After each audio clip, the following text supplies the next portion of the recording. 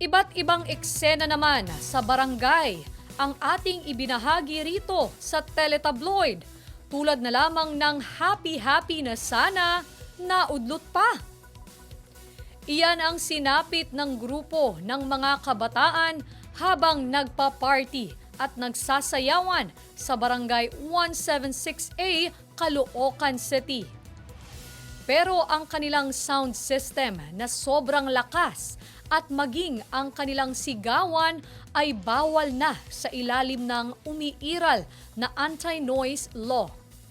Ayon sa mga opisyal ng barangay, pasado alas 12 na ng madaling araw ay nagpa-party pa din ang mga residente, kaya nagpasya silang respondihan ito kasama ang mga pulis.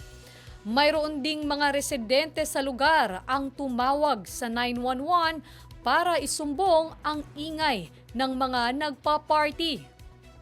Ayon naman sa mga nagkomentong netizens, normal na sa lugar ang pag-iingay kahit 10 oras ng gabi.